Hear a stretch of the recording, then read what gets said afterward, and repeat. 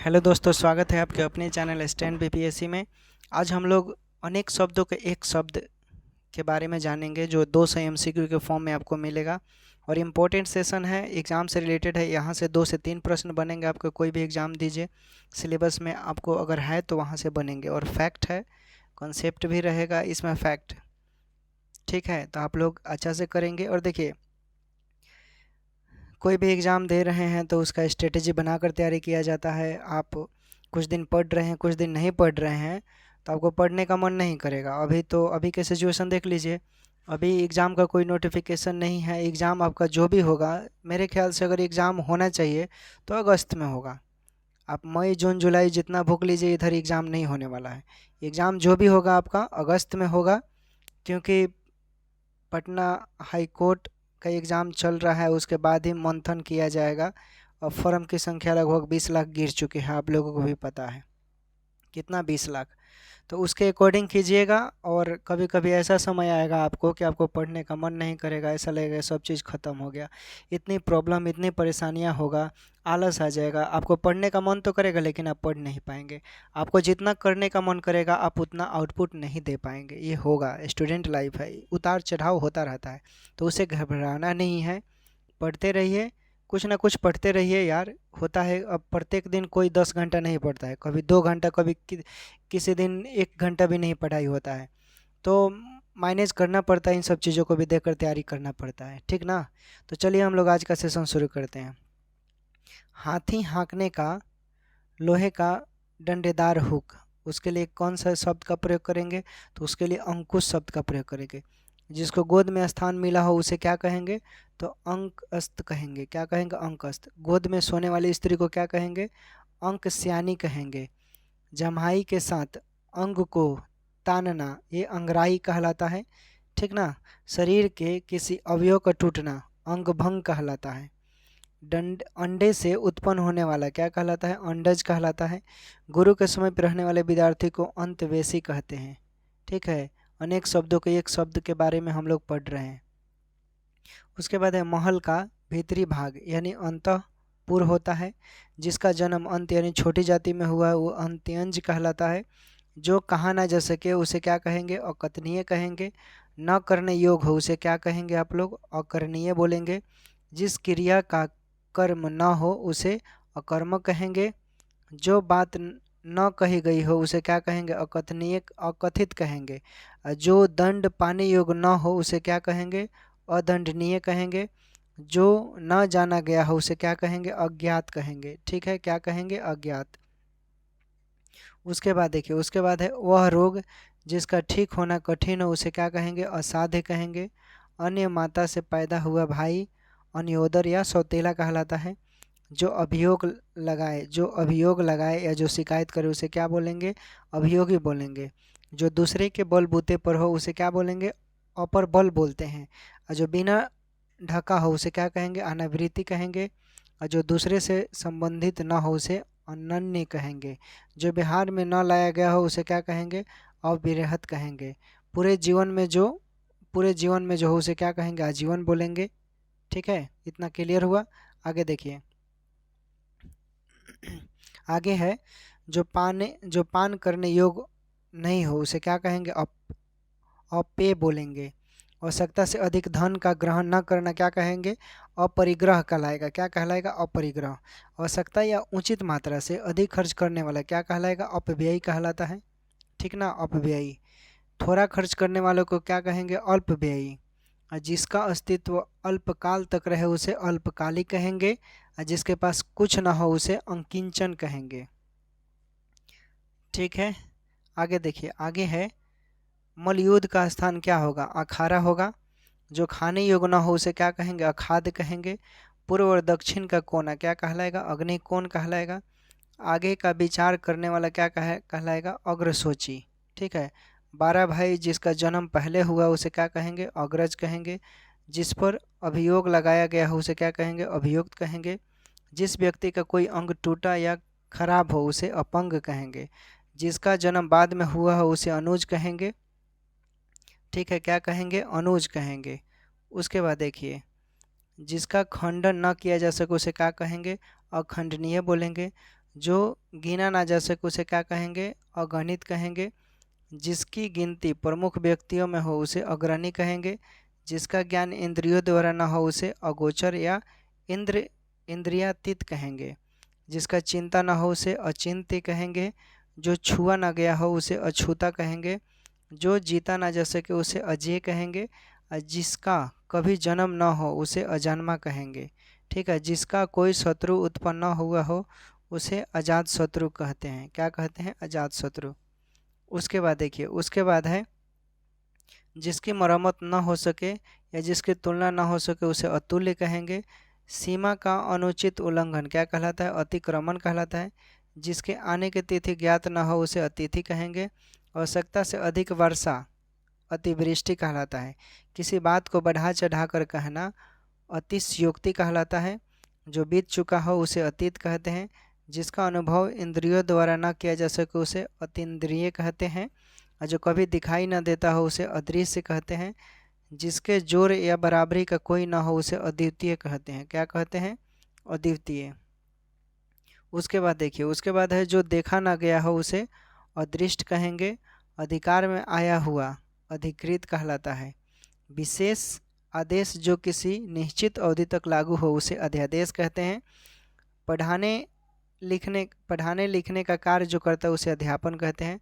वह स्त्री जिसका पति दूसरा विवाह कर ले उसे अधियूढ़ा कहते हैं। जिसका कहीं अंत ना होता उसे अनंत कहते हैं। इतना क्लियर हुआ? आगे देखिए, आगे है दोस्तों आपका कि अचानक होने वाला आकस्मिक कहलाता है। भगवान के सहारे अनिश्चित आए क्या कहलाता है? आकाशवृत्ति कहलाता है। जिस पर आक्रमण हो उसे आक्रांत कहते हैं। वह नायिका जिसका पति परदेश से लौटा हो उसे आगत पतिका कहते हैं। जो इधर उधर से घूमता फिरता आ जाए उसे आगंतुक कहते हैं। जो सूंघने योग्य हो उसे आग्रेय कहते हैं। जो अपने आचरण से पवित्र है उसे आचारपुत कहते हैं। दूसरे के सुख के लिए आत्म सुख को त्यागना क्या कहलाता है? आत्मोत्सर्ग कहते हैं। अपने प्राण अपने आप लेने वाला आत्मघाती आत्महत्या कहते हैं। वह स्त्री जिसका पति आने वाला हो उसे आगमिष्य पतिका कहते हैं। स्वयं पर अभिमान करना आत्माभिमान कहते हैं। उसके बाद अत्याचार करने वाले को आतताई कहते हैं। अतिथि की सेवा करने वाला अतिथिधेय कहते हैं। अतिथि की सेवा अतिथय कहते हैं। जो जन्म लेते ही गिर या मर गया हो उसे अदंडपात कहते हैं। आदर्श मूलक भावना को प्रश्रय देने वाले को क्या कहते हैं? आदर्शवाद कहते हैं। किसी मत का सर्वप्रथम परिवर्तन करने वाला क्या कहलाता है? आदि परिवर्तक कहलाता है। आदि से अंत तक आदंत कहलाता है। देवता अथवा भूत आदि के द्वारा होने वाला दुख क्या कहलाता है? आदिदेवई कहलाता है। जीवों या शरीरधारियों के द्वारा प्राप्त दुख क्या कहलाता है? आदिभौतिक कहलाता है। नवीन बनाने की क्रिया आधुनिकीकरण कहलाता है। आत्मा से संबंध रखने वाला आध्यात्मिक कहलाता है। ठीक है, क्या कहलाता है? आध्यात्मिक कहलाता है। उसके बाद है जिसका अहंकार चूर हो गया हो अंत गर्व कहलाता है। परंपरा से सुना हुआ अनुश्रावी कहलाता है। जो किसी वंश में बराबर होता आया हो उसे अनुवांशिक कहते हैं। जिसकी समस्त कामनाएं पूरी हो गई हो उसे आप्तकाम कहते हैं। सिर से पैर तक क्या कहलाता है? आपाद मस्तक कहलाता है। ऐसा व्रत जो मरने पर ही समाप्त हो उसे आमरण व्रत कहते हैं। जड़ से चोटी तक अमूलचुल कहते हैं उसे। देश में विदेश से माल आने की क्रिया को आयात कहते हैं। रुपये से पैसे संबंध रखने वाला, रुपये पैसे से संबंध जो रखता है उसको आर्थिक बोलते हैं। आलोचना करने वालों को आलोचक बोलते हैं। जन्म लेना और मरना आवागमन कहते हैं, आना जाना जो लगा रहता है। ईश्वर धर्म ग्रंथ आदि में विश्वास करने वालों को हम लोग आस्तिक बोलते हैं। क्या बोलते हैं? आस्तिक। उसके बाद है इतिहास को जानने वालों को इतिहासज्ञ या इतिहासवेता कहते हैं। इंद्र को जीतने वालों को इंद्रजीत कहते हैं। इंद्रियों को वश में रखने वाला इंद्रजीत कहते हैं, इंद्रिय जीत कहते हैं। वहाँ पर इंद्रजीत है, ठीक है, कन्फ्यूजन नहीं होना है। जिसकी आकांक्षा हो उसे इष्ट कहते हैं। केवल इसी लोक से संबंधित यह लौकिक कहलाता है। जो इंद्रियों को पहुँच से बाहर हो उसे इंद्रियातीत कहते हैं। जिस वस्तु को चाहा गया हो उसे ईप्सित कहते हैं। जो दूसरे से ईर्ष्या करता हो उसे ईर्ष्यालु कहते हैं। पूरब और उत्तर के बीच की दशा ईशान कहलाता है। ठीक है, क्या कहलाता है? ईशान। उसके बाद है केवल एक आँख वाला, क्या कहलाता है? एकाक्ष कहलाता है। जिस पर किसी एक का ही अधिकार हो उसे एकाधिकार कहते हैं। व्यक्ति की इच्छा पर निर्भर करने वाला ऐच्छिक कहलाता है। ठीक है। उसके बाद इंद्रियों को भ्रमित करने वाला इंद्रजाली कहते हैं। इंद्रियों से संबंधित इंद्रिय कहते हैं। इस लोक से संबंधित ऐहिक कहते हैं। ठीक है, क्या कहते हैं? ऐहिक कहते हैं। उसके बाद है सूरज के निकलने से पूर्व का काल, उस काल कहलाता है। जिसने ऋण चुका दिया हो उसे ऋण कहते हैं। सबसे ऊंचा उच्चतम कहलाता है। ऊपर से नीचा लाना क्या कहलाता है? उतारना या अवरोहण कहलाता है। जो पास हो गया हो उसे क्या कहते हैं? उत्तीर्ण कहते हैं। छाती के बल चलने वाला क्या कहलाता है? उदक कहलाता है। जिसकी वृत्ति उदार हो उसे क्या कहते हैं? उदार चेता कहते हैं। ऊपर कहा गया क्या कहेंगे? उपरोक्त या उपयुक्त भी बोल सकते हैं। पर्वत के पास की भूमि को क्या बोलते हैं? उपत्यय। क्या बोलते हैं? जिसका उपकार किया गया है उसे उपकृत बोलते हैं। सूर्य जिस स्थान से निकलता है उसे उदयाचल कहते हैं। क्या कहते हैं? सूर्य जिस स्थान से निकलता है उदयाचल। उसके बाद है कि जिसके दांत न जन्मे हो उसे उदंत कहते हैं। जिसके विषय में लिखना आवश्यक हो उसे उल्लेखनीय कहते हैं। जिस भूमि में बहुत अन्न पैदा होता है उसे उर्वरा कहते हैं। ऊपर की ओर जाने वाला उधर्वगामी कहलाता है। ऊंचे स्वर से उच्चारण किया गया हो उसे उधर्वचारित कहते हैं। जिस भूमि में कुछ न पैदा होता हो उसे उसर कहते हैं। विवाहित स्त्री से उत्पन्न पुत्र को औरस बोलते हैं। ठीक है, जो पहले से विवाहित है और जो ठीक ना, जो केवल कहने सुनने के लिए हो उसे औपचारिक कहते हैं। ठीक है, क्या कहते हैं? औपचारिक। उसके बाद है वह कथा जो जन साधारण में प्रचलित हो किवंदित कहलाता है। कांटों या बधाओं से भरा हुआ कंठ का किरण कहते हैं। जो कहा गया हो उसे कथित कहते हैं। जो फूल अभी खिला ना हो उसे कली कहते हैं। गर्म करने वाला क्या कहलाता है? कर्मठ कहलाता है। जिसे यह न सूझ पड़े कि अब क्या करना चाहिए और क्या नहीं करना चाहिए, ये किंग कर्त व्यमूढ़ कहते हैं। जिसकी उत्पत्ति स्वभावगत न हो उसे क्या कहते हैं? कृत्रिम कहते हैं। जिस लड़की का विवाह न हो उसे क्या कहते हैं? कुमारी। उसके बाद है तीक्ष्ण बुद्धि वाला व्यक्ति क्या कहलाता है? कुशाग्र बुद्धि कहलाता है। अब पद व्यय आदि के विचारों से अन्न की अपेक्षा छोटा वो क्या कहलाता है? कनिष्ठ कहते हैं। आगे देखते हैं। आगे है जो अच्छे कुल में उत्पन्न हुआ उसे क्या कहते हैं? कुलीन कहते हैं। जिसे बाहरी जगत का ज्ञान न हो उसे क्या कहते हैं? कुपम मंडू कहते हैं। एहसान मानने वालों को क्या कहते हैं? कृतज्ञ कहते हैं। एहसान न मानने वालों को क्या कहते हैं? कृतज्ञ कहते हैं। किसी की कृपा से परम संतुष्ट वो क्या कहलाता है? कृतार्थ कहलाता है। जो अपने काम से जी चुराता है उसे क्या बोलते हैं? कामचोर कहते हैं। केंद्र से दूर जाने की प्रवृत्ति रखने वाला क्या कहलाता है? केंद्रापसारी कहते हैं। केंद्र की ओर उन्मुख होने वाला क्या कहलाता है? केंद्राभिमुख कहते हैं। जो पाप पुण्य से रहित हो उसे क्या कहते हैं? केवलात्मा कहते हैं। ठीक है, क्या कहते हैं? केवलात्मा। उसके बाद है सुंदर बड़े बालों वाली स्त्री क्या कहलाता है? केशनी कहते हैं। किसी वस्तु या बात के विषय में जानने की प्रबल इच्छा क्या कहलाता है? कौतूहल या जिज्ञासा कहते हैं। ठीक है, कौतूहल या जिज्ञासा कहते हैं। उसके बाद है बहुत गप्पे हाँकने वाला क्या कहलाता है? गोपरिया कहते हैं। जो शीघ्र न पचे उसे गरिष्ठ कहते हैं। गणित का ज्ञाता गणितज्ञ कहते हैं। वह नाटक जिसमें गीत अधिक हो उसे गीत रूपक कहते हैं। गांव में रहने वाला ग्रामीण कहते हैं। जो छिपाने के योग्य हो उसे क्या कहते हैं? गोपनीय कहते हैं। गायों को रहने का स्थान क्या कहलाता है? गौशाला कहलाता है। परंपराओं के अनुसार चलने वाला क्या कहलाता है? गतानुतिका कहते हैं। रूढ़िवादी कहते हैं। रात और संध्या के बीच की बेला क्या कहलाता है? गुधिली कहते हैं। हाथी का बच्चा क्या कहलाता है? गजवासक या कलब बोलते हैं। ठीक है। उसके बाद है घृणा करने योग्य क्या कहलाता है? घृणास्पद कहते हैं। जिसकी घोषणा की गई हो घोषित कहते हैं। चंद्र है चूरा पर जिसके चंद्रचूर कहते हैं। जो चक्र धारण करता है उसे क्या कहते हैं? चक्रधर कहते हैं। संपूर्ण पृथ्वी के राजा क्या कहलाता है? चक्रवर्ती कहलाता है। 4 मासों का समूह क्या कहलाता है? चौमासा कहलाता है।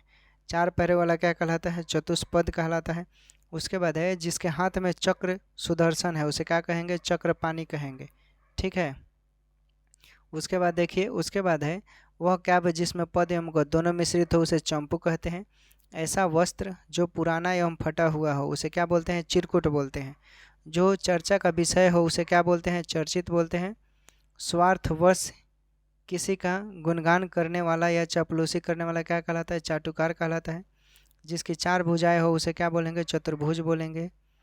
किसी वस्तु का चौथा भाग क्या कहलाता है? चतुर्थांश बोलते हैं। किसी को सावधान करने के लिए कही जाने वाली बात क्या कहलाता है? चेतावनी कहलाता है। महीने के किसी पक्ष की चौथी तिथि क्या कहलाता है? चतुर्थी या चौथ बोलते हैं। अधिक दिनों तक जीने वाला क्या कहलाता है? चिरंजीवी कहलाता है। ठीक है। उसके बाद देखिए, उसके बाद है कि बहुत दिनों तक रहने वाला क्या कहलाता है? चिरस्थायी कहते हैं। जो हर समय दूसरे की बुराई खोजते हैं उसे क्या कहते हैं? छिद्रावंशी कहते हैं। सेना के ठहरने का स्थान क्या कहलाता है? छावनी कहते हैं। अचानक किए जाने वाला हमला क्या कहलाता है? छापा कहलाता है। किसी को दोषारोपण करके छोड़ना छींटा कसी कहते हैं। क्या कहते हैं? छींटा कसी। उसके बाद देखिए, जिसकी इंद्रिया वश में हो उसे क्या कहते हैं? जितेंद्रिय कहते हैं। पेट की अग्नि क्या कहलाता है? जठराग्नि बोलते हैं उसे। और जल में रहने वाले जंतु को जलचर बोलते हैं, आपको भी पता है। उसके बाद है जल में जन्म लेने वाला या जल में पैदा होने के लिए जलज बोलते हैं। सिंपल है, क्या बोलते हैं? जलज। उसके बाद देखिए, जेठ का पुत्र है तो जेठ के पुत्र के लिए क्या बोलेंगे? जेठौत बोलेंगे। उसके बाद है जानने की इच्छा वाला क्या कहलाता है? जिज्ञासु कहलाता है। जीतने की इच्छा जिगीसु बोलते हैं। जीतने की इच्छा जो रखता है उसे जिगीसु बोलते हैं। और जीने की इच्छा को जिजीविसा बोलते हैं। ठीक है, क्या बोलते हैं? जिजीविसा। उसके बाद देखिए, उसके बाद है जन्म से 100 वर्ष का समय क्या कहलाता है? जन्म सती कहलाता है। जन्म से 100 वर्ष का समय क्या कहलाता है? जन्म सती कहलाता है। जो यान जल में चलता है उसे क्या कहेंगे? जलायन कहेंगे। जो यान जल में चलता है उसे क्या कहेंगे? जलायन बोलेंगे। जोतने का काम क्या कहलाता है? जुताई कहते हैं। जोतने का काम क्या कहलाता है? जुताई। जान से मारने की इच्छा क्या कहलाता है? जिज्ञासा कहते हैं। बिखरे हुए बड़े बड़े बालों वाला क्या कहलाता है? झबरा कहलाता है। वह कपड़ा जिससे कोई चीज़ झाड़ी जाए क्या कहलाता है? झारण कहलाता है। झींझी की तेज आवाज़ करने वाला कीड़ा क्या कहलाता है? झिंगुर कहलाता है। झूठ बोलने वाला झूठा क्या कहलाता? झूठ बोलने वाला झूठा कहलाता है। ठीक है, झूठ बोलने वाला झूठा कहलाता है। उसके बाद देखिए, उसके बाद है आपका सिक्कों की ढलाई का स्थान क्या कहलाता है? टकसाल कहलाता है। इतिहास में भी ये प्रश्न पूछे जाते हैं। वस्तुएं प्रदान करने की रस्म क्या कहलाता है? टीका कहलाता है। अधिक देर तक चलने वाला टिकाऊ कहते हैं। छोटे कद वाला क्या कहलाता है? ठिगना कहलाता है। बर्तन वाला क्या कहलाता है? ठठेरा कहलाता है। डाका डालने वाला क्या कहलाता है? डकैत कहलाता है। डंडी मारने वाला क्या कहलाता है? डंडी मार कहलाता है। अधिक डरने वाला क्या कहलाता है? डरपोक कहलाता है। ठीक है, क्या कहलाता है? डरपोक कहलाता है। उसके बाद देखिए, स्थल तथा जल के बड़े खंडों को क्या कहते हैं? जल डमरू मध्य बोलते हैं। उसके बाद ढिढोरा पीटने वाला क्या कहलाता है? ढिढोरिया कहलाता है। ढलान वाला स्थान क्या कहलाता है? ढाल। ढोंग करने वाला क्या कहलाता है? ढोंगी। ढोलक बजाने वाला क्या कहलाता है? ढोलकिया। ढोल का काम क्या कहलाता है? ढलाई। उसके बाद है तैरने या तरने या पार होने की इच्छा क्या कहलाता है? तितिरसा कहलाता है। अपने काम में निष्ठा से लगा हुआ क्या कहलाता है? तत्पर कहलाता है। ठीक है, क्या कहलाता है? तत्पर कहलाता है।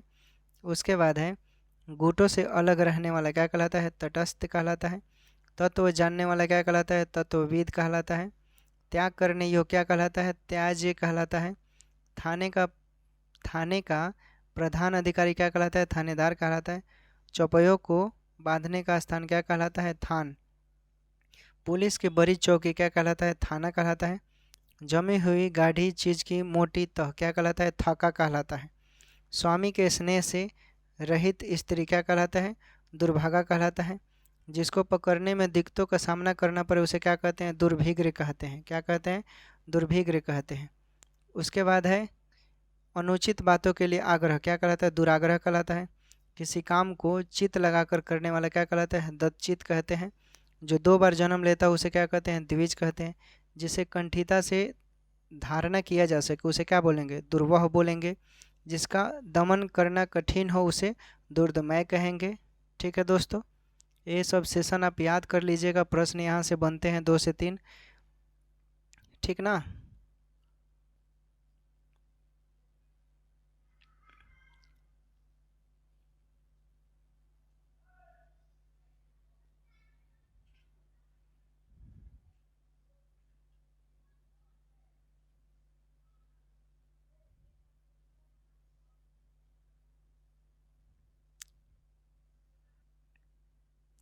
आगे देखते हैं दोस्तों। उसके बाद है किसी गुड़ विषय की बृहद टीका क्या कहलाता है? भाष्य कहलाता है।